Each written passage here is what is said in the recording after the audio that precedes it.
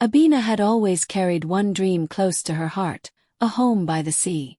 Every time she helped a client book a vacation through her small travel agency, she would imagine herself sitting on a porch, watching the waves crash and the sun melt into the ocean. For years, she worked long hours, skipping vacations, saving every extra sadie she could.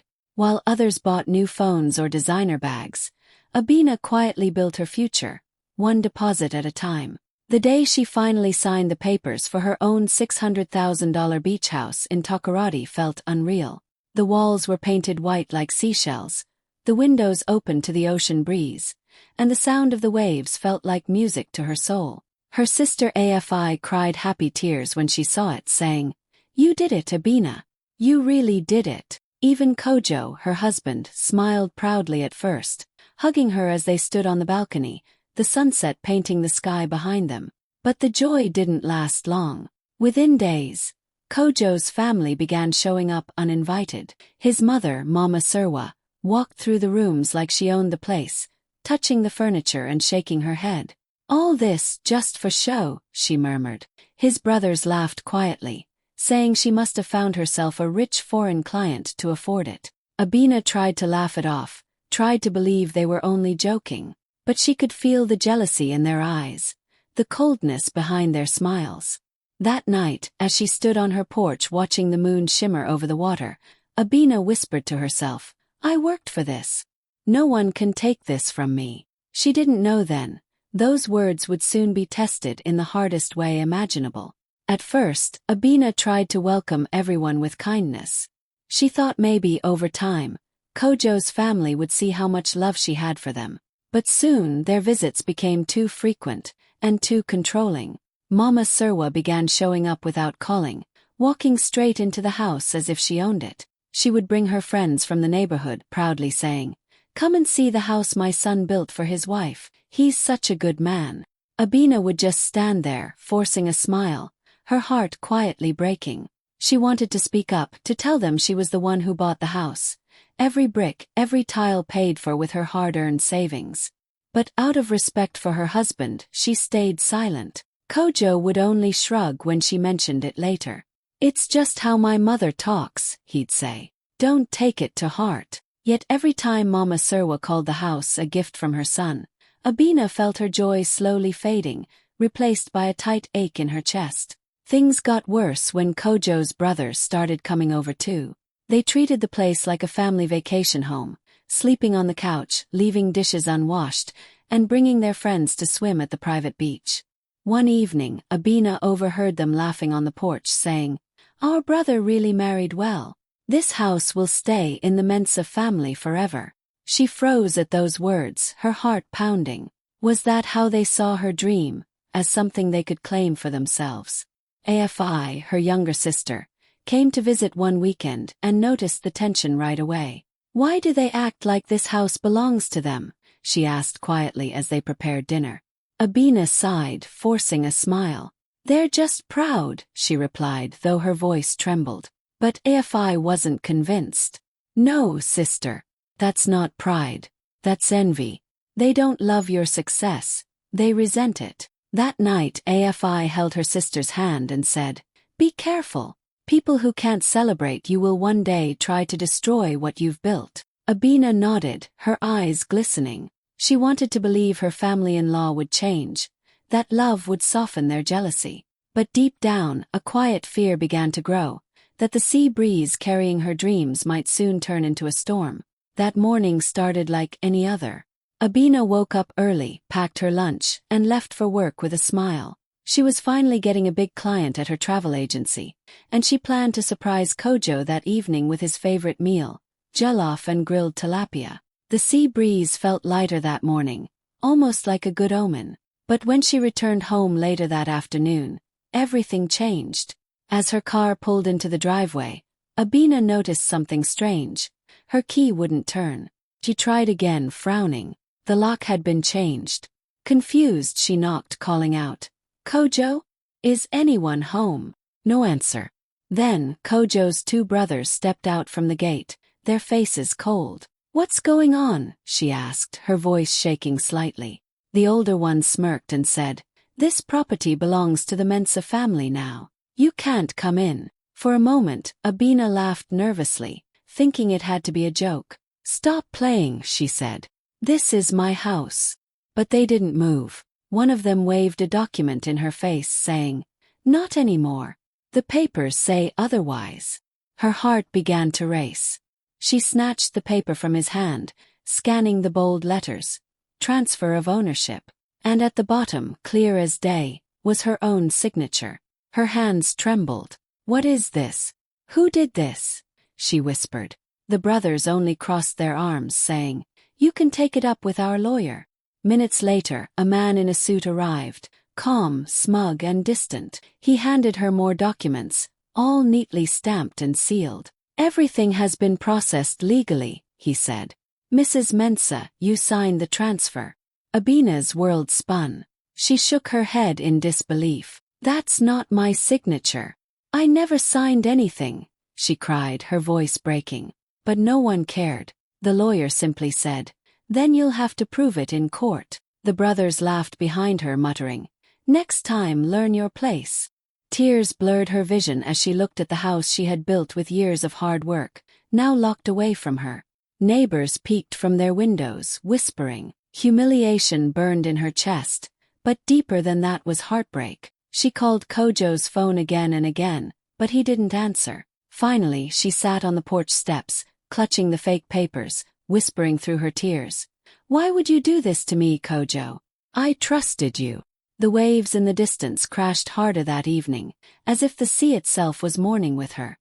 Abina's knees gave out as soon as she realized what had happened. The forged papers slipped from her hands, and everything around her went dark. Neighbors rushed over, shouting her name, fanning her with pieces of cardboard.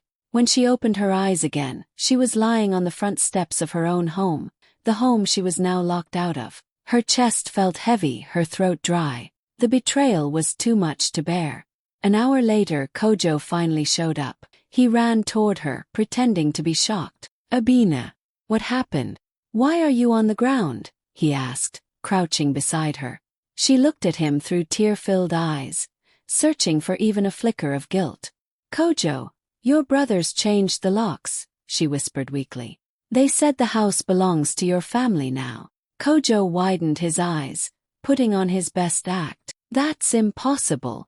There must be some kind of misunderstanding, he said quickly, glancing nervously at his brothers, who stood at a distance smirking. Abina held up the papers with trembling hands. Then explain this, she said, her voice cracking. My signature is on these documents. Did you know about this? He hesitated for a moment, just a second too long before shaking his head. Of course not, he lied. Maybe the lawyer made a mistake. We'll sort it out. But his tone was off, and Abina could feel something wasn't right. Her instincts screamed at her that he was hiding something. Later that evening, she went with a friend to meet an independent lawyer. The man studied the documents carefully and then sighed deeply. Mrs. Mensa, he said, this is not just a forgery. Someone added your husband's name as a co-owner after your wedding, using your marriage certificate as proof of joint property. Bina froze. Her heart thudded painfully in her chest. What do you mean? She asked in disbelief. The lawyer looked at her with pity. It means your husband used your marriage to claim half of everything you own, including this house. She felt the room spin again. Her hands covered her face as the tears came, uncontrollable and raw. Everything she had worked for, the sacrifices, the sleepless nights, the joy of building her dream, all snatched away by the man who vowed to love her. When she returned home, Kojo was waiting outside, still pretending to be the caring husband. Abina, I'll fix this, I promise, he said softly. She looked at him, really looked, and for the first time saw a stranger. Her voice trembled as she whispered, You didn't just steal my house, Kojo. You stole my trust. And as she turned away, the ocean wind carried her tears into the night. When AFI heard what happened, she couldn't believe it. Her calm, hard-working sister, the one who spent years saving every penny, had been betrayed by her own husband. AFI rushed to Takaradi that same evening. She found Abina sitting quietly by the sea, her eyes swollen from crying, clutching the house documents like they were her last piece of hope. "Abina," she said gently, kneeling beside her. "Talk to me. What did they do to you?"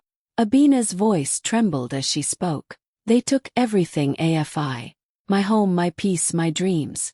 And Kojo, he let them." For a moment AFI said nothing. She just stared at her sister, her heart breaking and anger rising in waves. Then, with fire in her eyes, she stood up and said, "No, they think they can steal from you because you're quiet, but they don't know who your sister is." Abina shook her head weakly. "What can we do? They forged everything. Even the lawyer said it might take years." AFI placed a hand on her shoulder. "Then we'll fight for years if we have to. You built that house with your sweat, and no greedy man or jealous mother-in-law will take it from you." That night AFI stayed up making calls. Through a friend, she got the contact of a young lawyer named Kwesi Ajay, a fearless attorney known in the region for exposing land fraud and fake property transfers. The next morning she went straight to meet him. Kwesi listened carefully as AFI explained the situation, showing him copies of the forged papers. His face grew serious. "This is not just fraud," he said.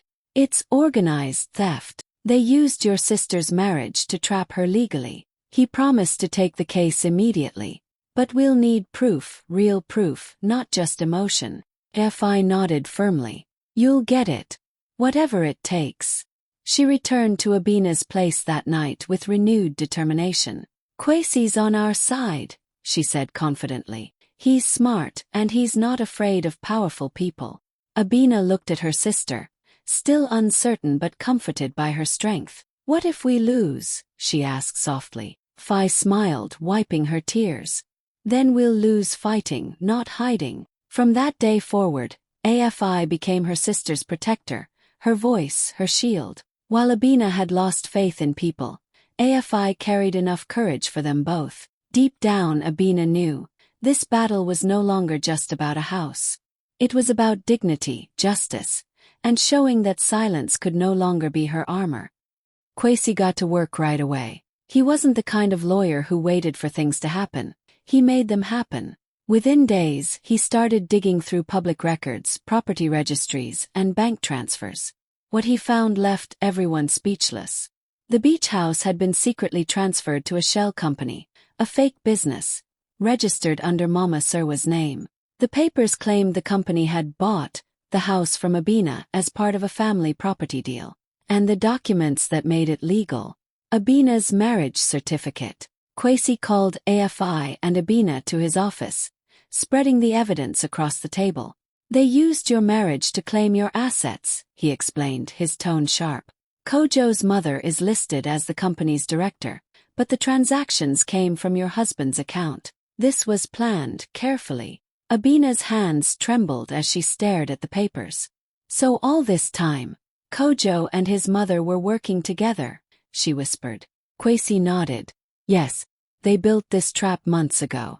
They waited until the right moment, when you trusted them completely." AFI clenched her fists, her anger boiling. "These people are snakes," she said through her teeth. They smiled in her face while plotting to destroy her. Kwesi leaned back in his chair, calm but firm. "We'll need proof, recordings, messages, anything that links them to this fraud directly. If we move too fast, they'll cover their tracks. You must act normal. Make them think you've accepted defeat." So the sisters began their quiet mission. Abina started answering Kojo's calls again, pretending to forgive him.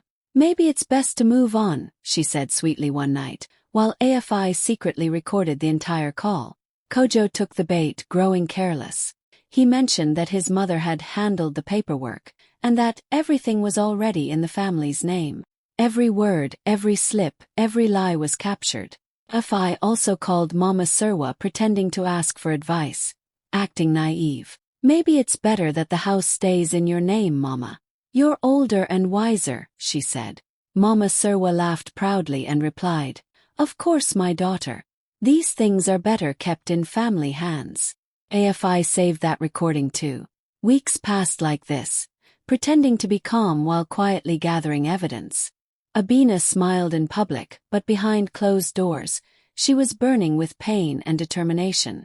Some nights she cried in silence, whispering, "They took my dream, but they won't take my truth." When they finally handed everything over to Kwesi, the recordings, the messages, the forged signatures, he looked at them with pride. "You've done more than most people would," he said. "Now it's my turn." And as Abina left his office that evening, watching the sun set over the same ocean that once brought her peace, she whispered to herself, "This time I won't stay quiet." A few weeks later, after collecting every bit of proof, AFI knew it was time to make the truth public. The legal process was slow, and Kojo's family still walked around town acting like they were innocent. Mama Surwa even bragged in church, saying, "God blessed my son with wisdom to protect our family's property." Abina sat at home, heartbroken but silent. She wanted justice, not gossip, but AFI had a different plan. Late one night, AFI called her friend Amma, a well-known journalist who ran a popular news page on social media. "Amma, I have a story you need to hear," she said, her voice shaking with both anger and excitement. When Amma saw the documents, recordings, and forged signatures, her eyes widened. "AFI, this is huge. Once this goes out, the whole country will talk about it." The next morning, the headline hit the internet like wildfire. Woman's $600,000 beach house stolen by husband's family, using fake marriage deed. Within hours, the story went viral. Thousands of people shared it across Facebook, X, and TikTok. Ghanaians everywhere were furious. "How can a man steal from his own wife?" one comment read. Another said, "Justice for Abina. This could happen to any woman." Radio hosts debated it live on air, and even bloggers from Nigeria and Kenya reposted the story. Abina woke up to her phone buzzing non-stop. First she panicked. "AFI, what did you do?" she asked, her voice trembling. But when she saw the wave of support online, strangers defending her, calling for the arrest of Kojo and his family, she broke down in tears. "People believe me," she whispered. "Finally, someone believes me." Meanwhile, Kojo's world started falling apart. Clients stopped answering his calls. His company's reputation was ruined overnight. His brothers deleted their social media accounts after being flooded with angry comments. And Mama Surwa, who once walked proudly through the neighborhood, now hid behind closed doors. Neighbors whispered every time she stepped outside, saying, "That's the woman who stole her daughter-in-law's house." The shame spread faster than fire. Even the lawyer who helped them forge the documents was exposed and questioned by authorities. FI watched it all unfold with quiet satisfaction. "You see, Abina," she said softly, "they tried to bury your name, but now the whole country knows who you really are." For the first time in months, Abina smiled, not from revenge but from relief. She finally felt seen, heard, and believed. As the waves crashed outside her window that night, she whispered, "The truth always finds its voice." The courtroom was packed that morning. People had followed Abina's story online for weeks, and now everyone wanted to see how it would end. Journalists filled the back rows, whispering updates into their phones. Abina sat quietly beside her lawyer, Kwesi, her palms sweaty but her face calm. Fi sat behind her, ready to give strength with just a look. Across the room, Kojo and Mama Surwa entered, trying to act confident, but the fear in their eyes told another story. As the hearing began, Mama Surwa tried to put on her usual performance. She wiped fake tears and spoke in a trembling voice, saying, "My daughter-in-law misunderstood everything. We're one family. We only wanted to protect her from bad people." Kojo nodded beside her, pretending to look heartbroken. The crowd murmured, some shaking their heads. Kwesi stood up slowly, adjusting his glasses. "Your Honor," he said clearly, "if protection means forging signatures, creating fake companies, and stealing someone's home, then yes, they protected her very well." He opened a file and handed over the evidence. The bank statements showing money transfers, the property registration under Mama Surwa's name, and the voice recordings where both Kojo and his mother confessed without realizing it. The judge's face hardened as he read through the papers. He looked up sharply. "Mrs. Mensah, are you aware these transfers were made from your son's account to a shell company registered in your name?" Mama Surwa hesitated, stammering, I don't remember." The judge's tone turned cold. You remember the house, but not the theft. The courtroom fell silent. When Kojo tried to speak, the judge cut him off. Mr. Mensah, you used your marriage to deceive and defraud your wife. This is not only immoral, it's criminal. Kojo lowered his head, his confidence shattered. Then it was Abina's turn to speak. She stood, her voice soft but steady. I worked for that house with my own hands. I never wanted revenge. Only fairness. I believed in love, and it was used against me. All I ask is to get back what I built. Her words made the entire courtroom quiet. Even the judge paused for a moment before speaking. You built your dream through honesty, he said firmly. But they built their greed on deceit. He struck his gavel. The court rules in favor of Mrs. Abina Mensah. The property is to be returned fully to her name, and the defendants will face investigation for forgery and fraud. Tears streamed down Abina's face as AFI hugged her tightly. Reporters rushed forward, shouting questions, but all she could whisper was, "Thank you, God." Across the room, Kojo and his mother sat frozen, their lies finally exposed to the world. For the first time in months, Abina walked out of that courtroom free, her head high, her dignity shining brighter than ever. After the courtroom victory, Abina felt a weight lift off her shoulders, but the house by the sea still carried too many memories. Memories of betrayal, broken trust, and sleepless nights. She decided to sell it. Within weeks, the $600,000 beach house she had worked so hard for was sold for $750,000, more than she had ever imagined. The buyers were excited to own such a beautiful property, but for Abina, it was more than just money. It was closure, a way to turn pain into freedom. With part of the proceeds, she bought her dream villa inland. It wasn't by the ocean, but it had everything she ever wanted. A garden full of flowers, tall windows letting in sunlight, and a porch where she could finally sip her morning coffee in peace. She spent days decorating every corner, filling the house with warmth and laughter.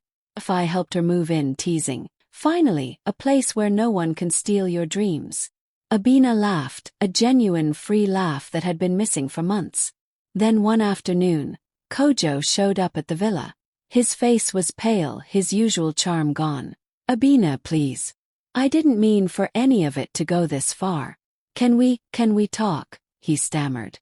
Abina looked at him, seeing the man she had loved, and the stranger who had betrayed her, all in the same glance. She reached into her bag and pulled out a thick envelope. Inside were divorce papers. "I was your prize until I became your lesson," she said calmly, her voice steady. "You took what wasn't yours, lied to me, and broke my trust. Now I'm taking my life back." Kojo opened his mouth to speak, but she didn't wait for him. Turning her back, she walked down the villa's marble steps, her heels clicking confidently on the floor. Every step felt like reclaiming a piece of herself that had been lost for too long. Fi followed, smiling proudly. "This is it, Abina. Your victory is real, not just in court but in life." Abina nodded, taking a deep breath of the fresh inland air. She didn't feel bitterness anymore, only strength and freedom. Kojo's pleas faded behind her, drowned out by the sound of wind in the trees and the laughter of two sisters who had survived everything. That night, as the sun set over her new villa, Abina poured herself a glass of wine, feeling a peace she hadn't known in years. The past was gone, the pain transformed into power, and the future stretched out before her, bright, limitless, and fully her own.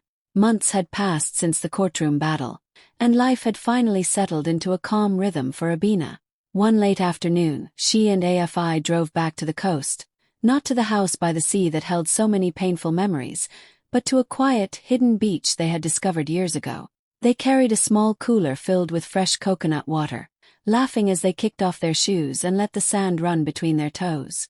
The sun hung low, painting the sky in shades of gold and pink. Waves lapped gently at the shore, carrying a soothing rhythm that felt like a balm on Abina's tired heart. She leaned back against a rock, sipping her coconut water, and let the salty breeze wash over her.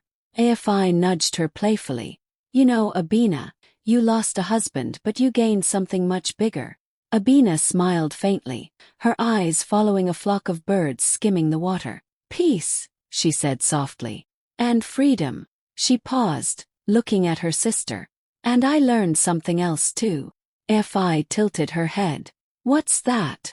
That silence protects no one, Abina said, her voice steady now, filled with the quiet strength she had fought so hard to find. If I had stayed quiet, I'd have lost more than just a house.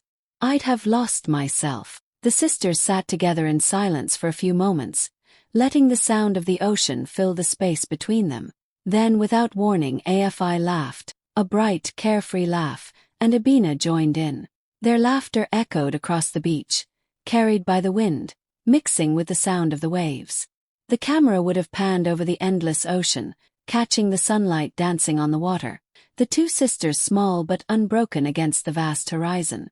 It was a moment of triumph, of healing, and of love, not the love of a husband, but the love that mattered most: family, resilience, and the freedom to live life on your own terms. As the sun dipped below the horizon, Abina and AFI raised their coconut shells in a quiet toast, smiling at the beauty around them, at the strength inside them, and at the knowledge that no storm, no betrayal, no greed, could ever take that away.